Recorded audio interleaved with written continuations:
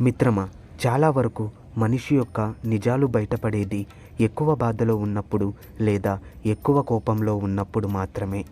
కొన్ని సంబంధాలు అద్దె ఇళ్ళ లాంటివి. వారితో ఎంత ప్రేమగా ఉన్నా, ఎంత నిజాయితీగా ఉన్నా వారు ఎప్పటికీ మన వాళ్ళు కాలేరు. ఒక మగవాడు మనస్ఫూర్తిగా ప్రేమిస్తే చిన్నపిల్లాడిలా ప్రవర్తిస్తాడు.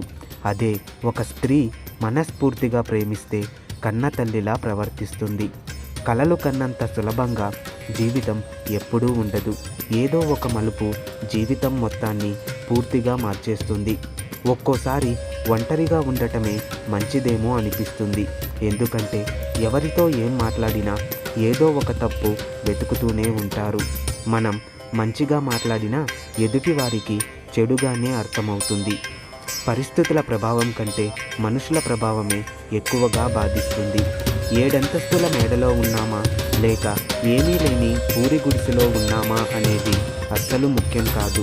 ఎంత ప్రశాంతంగా ఉన్నామనేదే ముఖ్యం. పడిపోయినప్పుడు ఆగిపోకూడదు, తిరిగి పరిగెత్తడం నేర్చుకోవాలి. అలాగే కోల్పోయినప్పుడు బాధపడకూడదు, మళ్ళీ కష్టపడి సాధించుకోవాలి. ఓటమి అంటే జీవితం అంతం కాదు, అదే గెలుపుకి అసలైన ఆరంభం. నిజం చెప్పాలంటే మాయ మాటలకు ఉన్నంత విలువ మంచి మాటలకు లేనే లేదు. అన్నీ బాగున్నప్పుడు పలకరించకపోయినా పర్వాలేదు, కానీ బాధలో ఉన్నప్పుడు మాత్రం తప్పకుండా వెళ్ళి పలకరించి రండి. అది మనం బంధానికి ఇచ్చే విలువ. ధన్యవాదాలు.